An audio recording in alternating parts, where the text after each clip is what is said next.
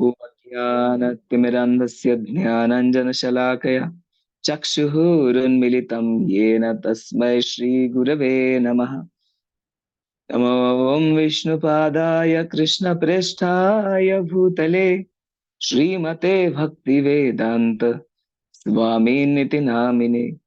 नमस्ते सारस्वते देवे गौरवाणी प्रचारिणे निर्विशेष शून्यवादी पाश्चात्य देश तारिणे।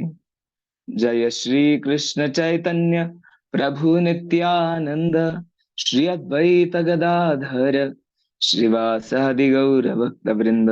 हरे कृष्ण कृष्ण कृष्ण हरे हरे, हरे राम राम राम हरे हरे। हम पढ़ रहे हैं श्रीमद् भगवद गीता अध्याय 2 श्लोक संख्या 19। य एनं वेत्ति हन्तारम् यश्चैनं मन्यते हतम् उभौ तौ न विजानीतो नायं हन्ति न हन्यते। अनुवाद तात्पर्य श्रील प्रभुपाद द्वारा। श्रील प्रभुपाद की जय।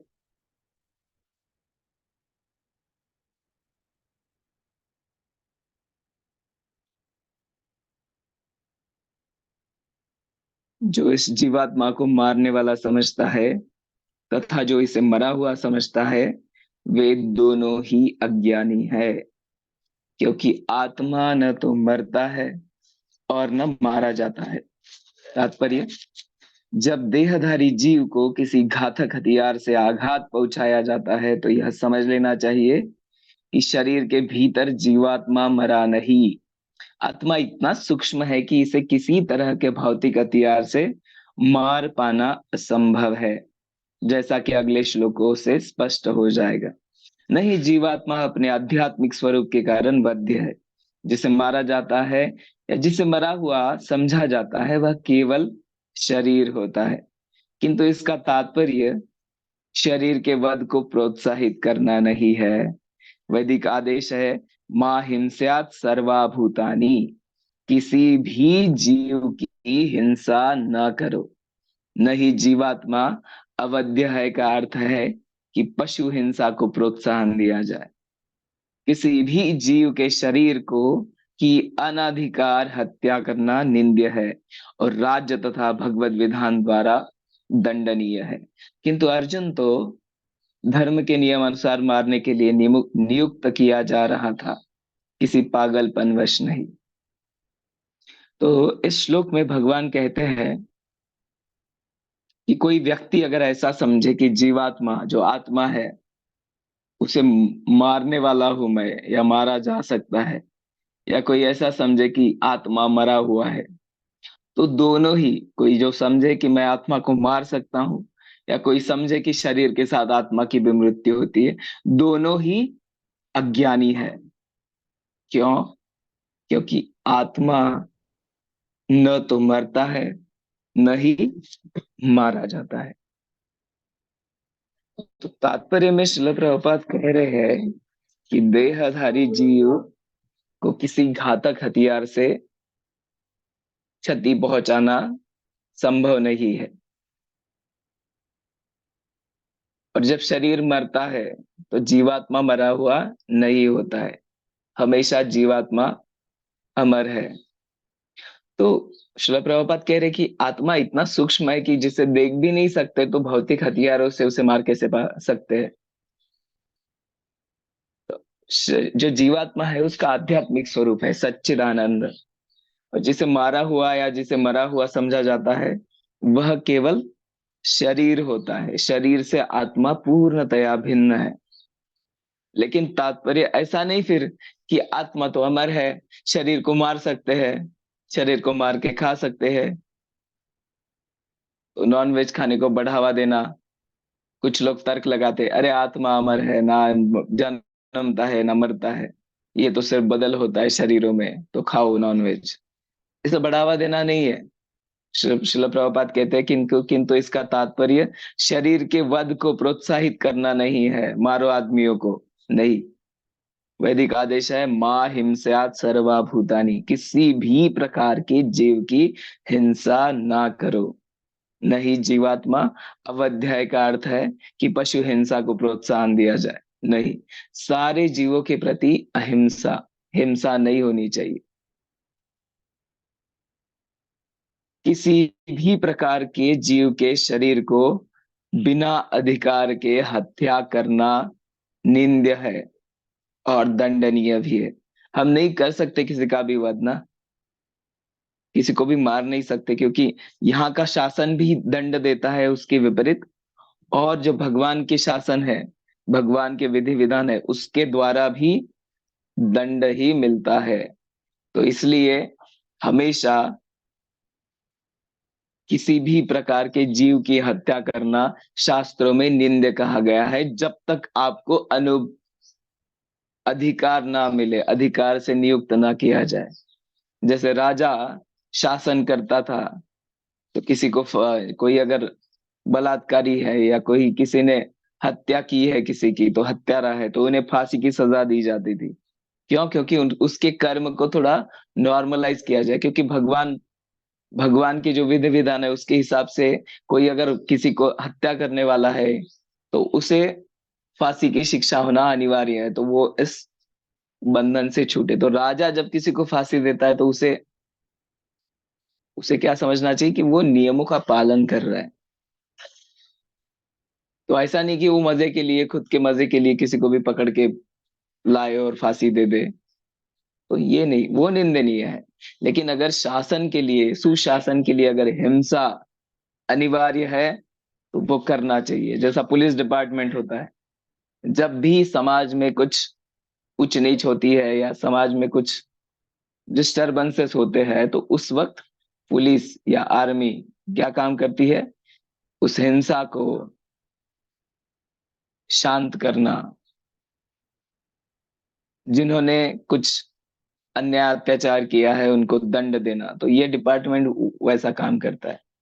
लेकिन सभी के लिए प्रेरणादायी नहीं है। फिर वो डिपार्टमेंट का काम है कि बदमाशों को पकड़ो, उन्हें दंड दो। सबका नहीं है। हम हर कोई नहीं कर सकता कि किसी को भी पकड़ के मारो, खाओ, काटो। नो। तो ये पूर्णतः वर्जित है शास्त्रों में। लेकिन अर्जुन तो धर्म के नियमानुसार मारने के लिए नियुक्त किया जा रहा था। भगवान स्वयं कृष्ण ने उन्हें नियुक्त किया था धर्म के आधार पे हिंसा करने के लिए या मारने के लिए, युद्ध में भाग लेने के लिए।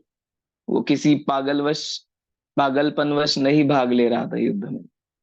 अगले श्लोक में भगवान कहते हैं, न जायते म्रियते वा कदाचिन, नायं भूत्वा भविता वा न भूयः, अजो नित्यः शाश्वतो यम पुराणो, न हन्यते हन्यमाने शरीरे।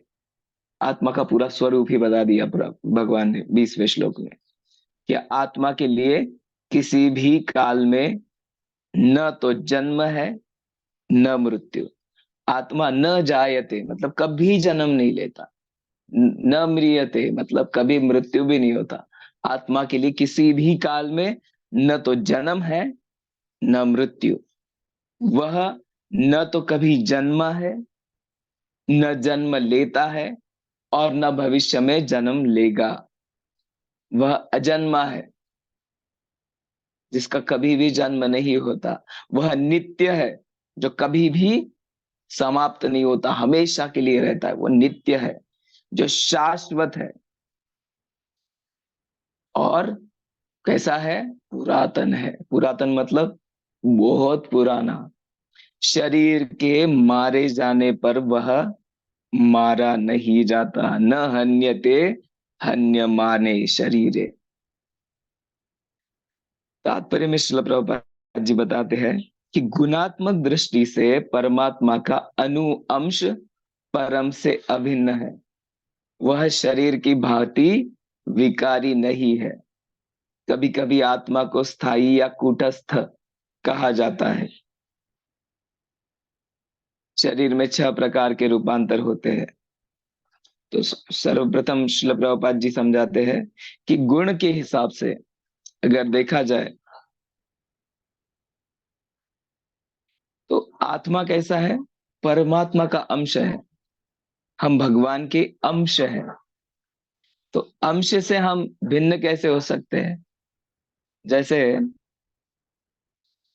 समुद्र है, तो समुद्र का हमने एक बूंद ले लिया, तो एक बूंद समुद्र का पानी वो भी खारा ही रहेगा जैसा कि पूरे समंदर का पानी है।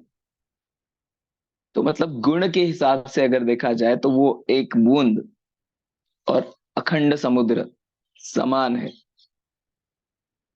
तो उसी प्रकार हम भगवान के अंश मात्र हैं, और अंश है इसलिए हम परम भगवान से अभिन्न है। तो भगवान का जो अंश है वह शरीर की भांति विकारी नहीं है वास्तविकता में।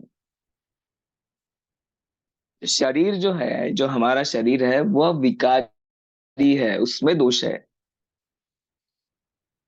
लेकिन आत्मा कैसा है? वो बहुत प्योर है, वह पूर्णतः प्योर है। श्रील प्रभुपाद जी कहते हैं कि कभी कभी आत्मा को स्थाई या कूटस्थ कहा जाता है। स्थाई मतलब चिरकाल रहने वाला, कूटस्थ। तो शरीर में क्या होता है? शरीर शरीर कैसा है? शरीर में 6 प्रकार के बदल होते हैं, रूपांतर होते रहते हैं। कौन से? तो शरीर में पहले था, वह माता के गर्भ से जन्म लेता है। तो पहला बदल क्या होता है शरीर में? कि वह माता के गर्भ से जन्म लेता है, तो जन्म पहला रूपांतर है। फिर उसके बाद कुछ समय तक वह रहता है, कुछ समय तक वह वैसा ही रहता है। फिर बढ़ता है, हर जीव जन्म के बाद बढ़ता रहता है। बढ़ने के बाद एक स्थायी युवावस्था आने के बाद कुछ परिणाम उत्पन्न करता है। परिणाम उत्पन्न करता है मतलब अब बच्चों को जन्म देता है। फिर आगे क्या होता है? धीरे धीरे उसकी शक्ति क्षीण हो जाती है, धीरे धीरे क्षीण होता है, और अंत में समाप्त हो जाता है। तो ये किसका है? ये विश्लेषण किसका है? शरीर का। शरीर में 6 प्रकार के बदल होते हैं। जन्म लेता है, फिर कुछ समय तक रहता है, फिर उसके बाद बढ़ता है, कुछ परिणाम उत्पन्न करता है, बच्चे पैदा करता है। उसके बाद धीरे धीरे जर्जर हो जाता है, बूढ़ा हो जाता है, और अंत में मृत्यु को प्राप्त करता है। तो ये सारे बदल किसके हैं? आत्मा के नहीं है। ये सारे बदल, ये रूपांतर किस में हो रहे हैं? शरीर में होते हैं। किंतु आत्मा में ऐसे परिवर्तन नहीं होते। आत्मा में बिल्कुल भी किसी भी प्रकार के परिवर्तन नहीं होते हैं। आत्मा कैसा है? भगवान कह रहे आत्मा अजन्मा है, किंतु चूंकि यह भौतिक शरीर धारण करता है, अतः शरीर जन्म लेता है। आत्मा तो वास्तविकता में अजन्मा है, लेकिन आत्मा भौतिक शरीर, यह शरीर को धारण करता है, इसलिए शरीर जन्म लेता है, आत्मा नहीं। आत्मा न तो जन्म लेता है, न ही मरता है।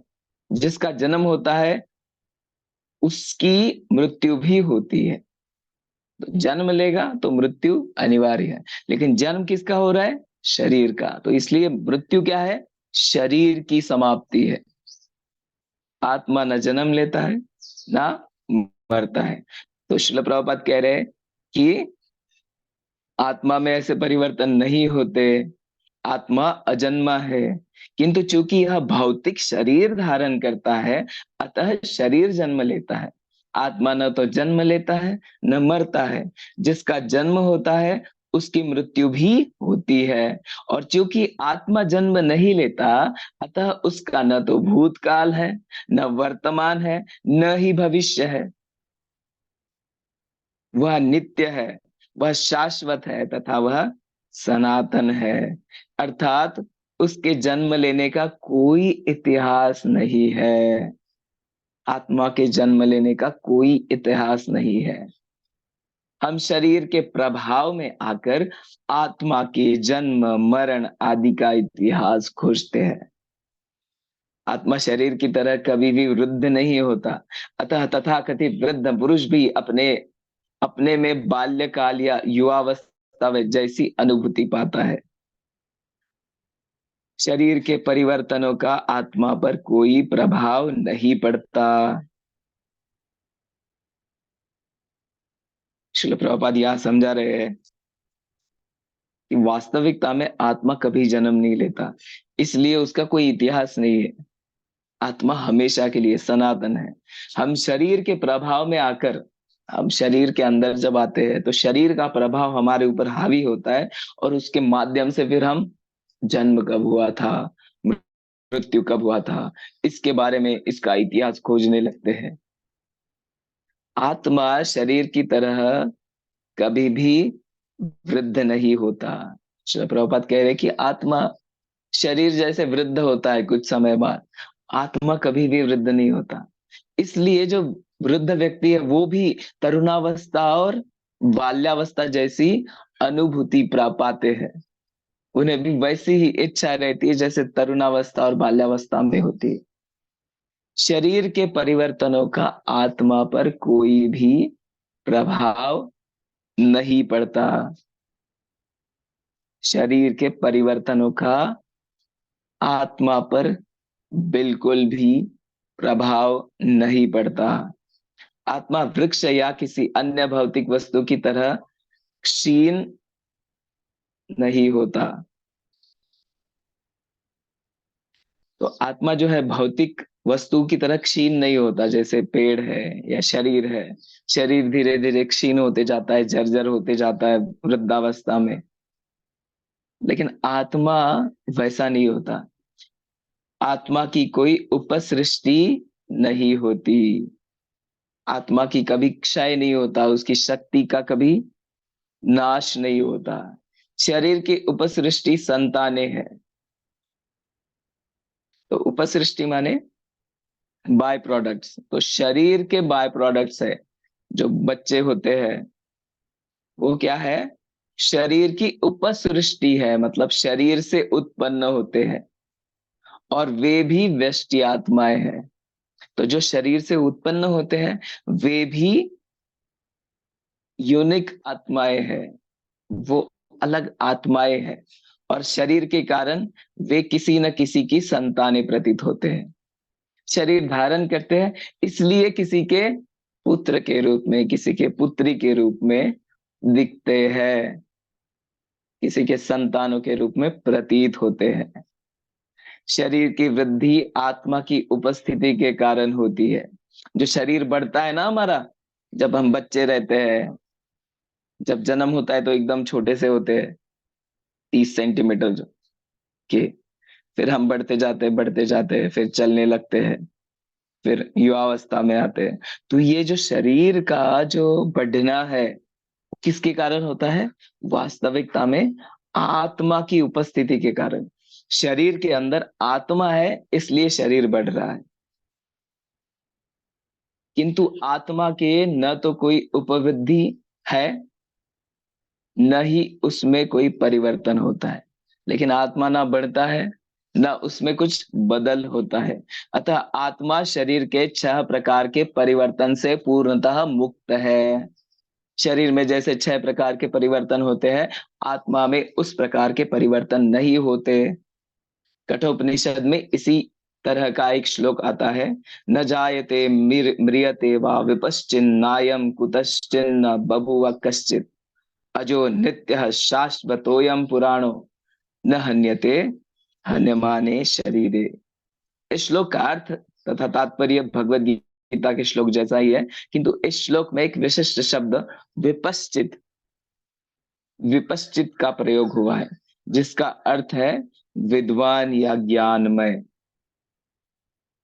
तो आत्मा ज्ञान से या चेतना से सदैव पूर्ण रहता है। आत्मा कैसा है, ज्ञान। आत्मा ज्ञान से सदैव पूर्ण है। आत्मा माने चेतना, कॉन्शियसनेस। अतः चेतना ही आत्मा का लक्षण है। अगर हम समझना चाहे आत्मा कहाँ है, आत्मा का लक्षण क्या है, तो हम सचेत है ना, चेतन है। जो भी जीव संसार में चेतन है, जो जीवन के जीवन के जो अनुभव होते हैं हर हर किसी जीव में, वे किस कारण है? आत्मा होने के कारण। यदि कोई हृदयस्थ आत्मा को नहीं खोज पाता, तब भी वह आत्मा उपस्थिति को चेतना की उपस्थिति से जान सकता है। कभी कभी हम बादलों या अन्य कारणों से आकाश में सूर्य को नहीं देख पाते, किंतु सूर्य का प्रकाश सदैव विद्यमान रहता है, अतः हमें विश्वास है, हो जाता है कि यह दिन का समय है। तो प्रभुपाद यहाँ पे एक उदाहरण दे रहे हैं समझाने के लिए, कि जैसे बारिश के दिनों में कभी कभी बहुत ज्यादा बादल आते हैं आकाश में।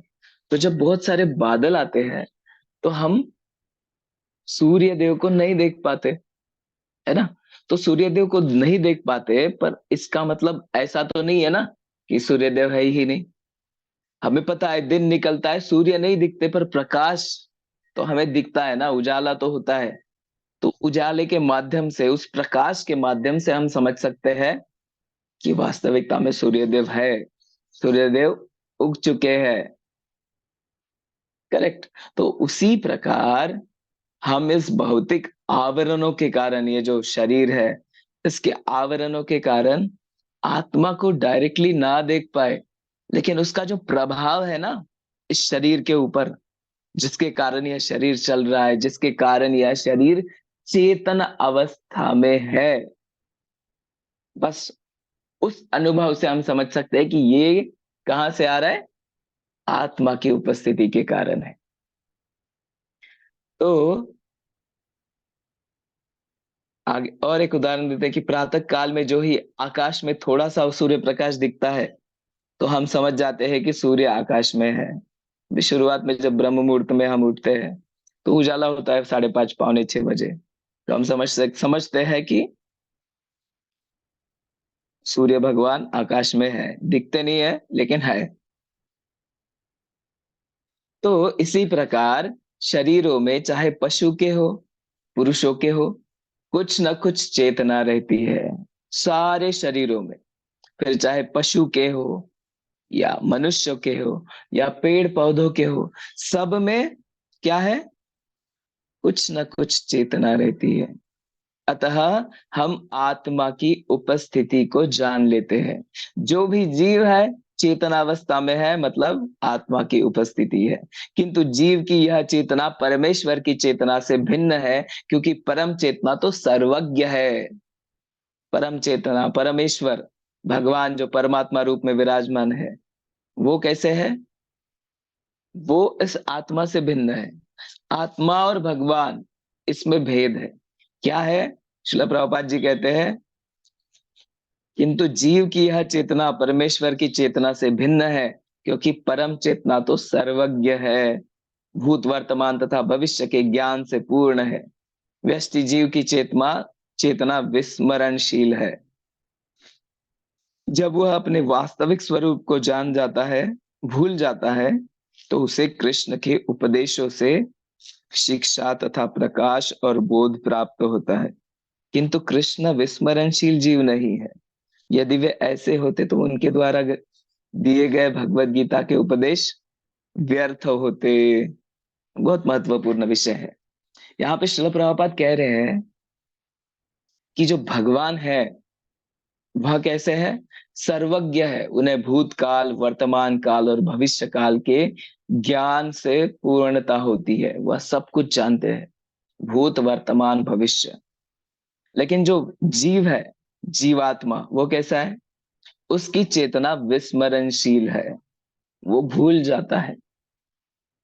जो जीव है, मतलब हम लोग हैं, हमारी चेतना कैसी है? विस्मरणशील है। हमें पिछले जन्म का कुछ याद है क्या? बिल्कुल भी नहीं, कुछ भी याद नहीं है। तो जो भौतिक जीव है, उसकी चेतना विस्मरणशील है। जब वह अपने वास्तविक स्वरूप को भूल जाता है, क्यों विस्मरणशील है? क्योंकि हम हमारे वास्तविक स्वरूप को भूल चुके हैं। तो जब हम हमारे वास्तविक स्वरूप को भूल जाते हैं, तो हमें कृष्ण के उपदेशों से शिक्षा तथा प्रकाश और बोध प्राप्त होता है। हम अज्ञान में, हम वास्तविकता में हम खुद को भूल चुके हैं। तो हमें कहाँ से बोध लेना चाहिए, कहाँ से शिक्षा लेनी चाहिए? कृष्ण के उपदेशों से शिक्षा तथा प्रकाश और बोध प्राप्त होता है हमें। तो कृष्ण से शिक्षा लेनी चाहिए। किंतु कृष्ण विस्मरणशील जीव नहीं है। क्यों? क्योंकि कृष्ण विस्मरणशील जीव नहीं है।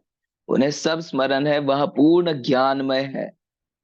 तो भगवान श्री कृष्ण विस्मरणशील जीव नहीं है, हमारे जैसे जीव नहीं है। अगर ऐसे होते तो श्रील प्रभुपाद कहते हैं कि उनके द्वारा दिए गए भगवत गीता के उपदेश व्यर्थ ही होते, है ना। अगर भगवान उनके स्थान पर पूर्णतः विराजित नहीं है, अगर भगवान पूर्ण ज्ञानी नहीं है, अगर भगवान सर्वज्ञ नहीं है, जिन्हें भूत वर्तमान और भविष्य का पूर्ण ज्ञान नहीं है, समस्त जीवों का ज्ञान नहीं है, तो वो भगवत गीता के जैसे सिद्धांत को पेश ही नहीं कर सकते। तो अगर हम भगवान श्री कृष्ण को हमारे जैसे ही बद्ध जीवात्मा समझेंगे तो हम वास्तविकता में मूर्ख हैं। क्योंकि मूर्ख व्यक्ति भगवत गीता के ज्ञान को नहीं दे सकता। और अगर भगवान भी हमारे जैसे जीवात्मा होते, बद्ध जीव, तो उनके द्वारा दी गई भगवत गीता के उपदेशों में कोई अर्थ ही नहीं होता, वे व्यर्थ होते, है कि नहीं। श्रील प्रभुपाद कहते हैं कि भगवान इन जीवों के ऊपर रहते हैं हमेशा के लिए, उन्हें अच्युत कहा जाता है।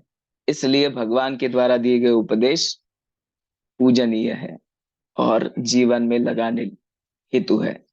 तो आत्मा के दो प्रकार होते हैं, एक तो अनु आत्मा और दूसरा होता है विभू आत्मा। आत्मा के दो प्रकार है, एक है अनु आत्मा मतलब हम, और विभू आत्मा मतलब परमेश्वर। तो कठोपनिषद में इसकी पुष्टि इस प्रकार हुई है। अणोरणीयान महतो महीयान आत्मास्य जंतोर्निहितो गुहायाम तमक्रतुः पश्यति वितशोको धातु प्रसादान महिमानमात्मनः। कठोपनिषद में आत्मा के दो प्रकार बताए हैं कि परमात्मा तथा अनुआत्मा दोनों शरीर रूपी उसी वृक्ष में जीव के हृदय में विराजमान है। और इनमें से जो समस्त इच्छाओं तथा शोकों से मुक्त हो जाता है, वही भगवत कृपा से आत्मा की महिमा को समझ सकता है। कृष्ण परमात्मा के भी उद्गम है, जैसा कि अगले अध्यायों में बताया जाएगा। और अर्जुन अनुआत्मा के समान है, जो अपने वास्तविक स्वरूप को भूल गया है।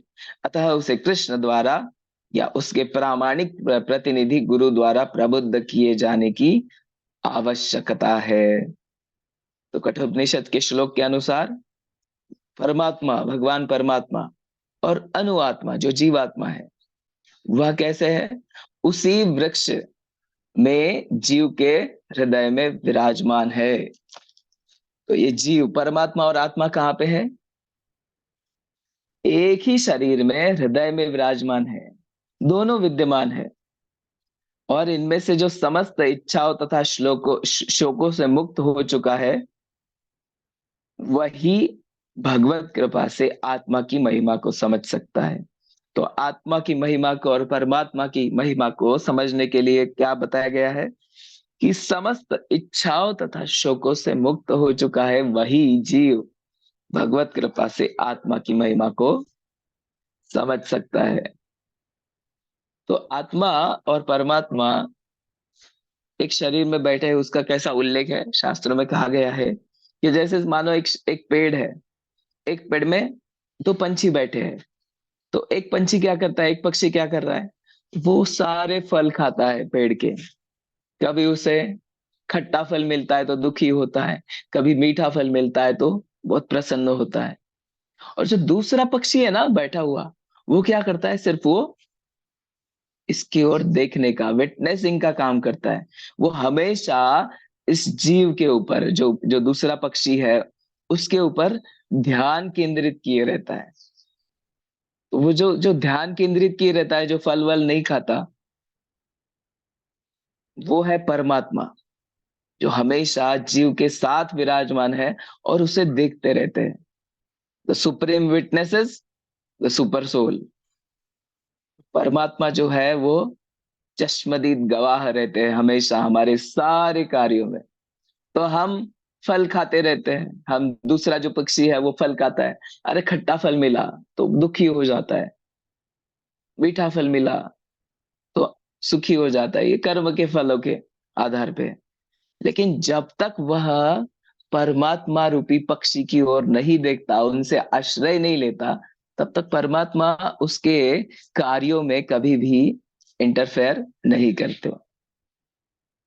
तो वास्तविकता में अगर हमें आत्मा की महिमा को समझना है तो श्रील प्रभुपाद कहते हैं कि कठोपनिषद में कहा है कि हमें समस्त इच्छाओं तथा शोकों से, इच्छा, सुख, शोक, इन सब से मुक्त होना पड़ेगा। और भगवान श्री कृष्ण कौन है? भगवान श्री कृष्ण है परमात्मा के भी उद्गम, जैसा कि आने वाले अध्यायों में बताया जाएगा। और अर्जुन अनु आत्मा के समान है। अर्जुन कैसे? अनु आत्मा, जो बद्ध जीवों के बीच में जीव आत्मा है, उसके समान है, जो अपने वास्तविक स्वरूप को भूल गया है। मतलब अर्जुन हमें रिप्रेजेंट कर रहे हैं, हमारा प्रतिनिधित्व कर रहे हैं। और कृष्ण जिनका अंश मात्र है, परमात्मा। तो अतः ऐसे बद्ध जीव जो अपने वास्तविक स्वरूप को भूल गए, उन्हें क्या करना चाहिए?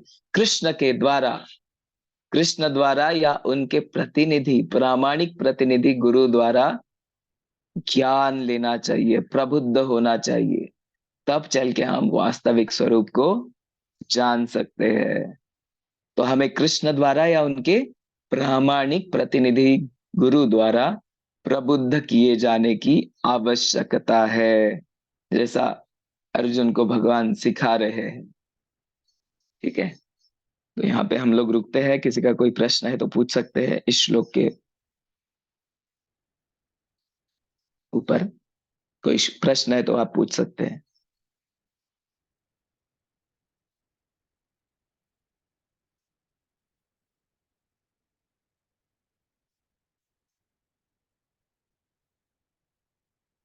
ठीक है, प्रश्न नहीं है तो हम लोग रुकते हैं यहाँ पे। वाञ्छा कल्पतरुभ्यश्च कृपा सिन्धुभ्य एव च पतितानां पावनेभ्यो वैष्णवेभ्यो नमो नमः। अनंत कोटि वैष्णव वृंद की जय। वैष्णव ठाकुर की जय। श्रील प्रभुपाद की जय। निताय गौर प्रेमानंदे हरि हरि बोल।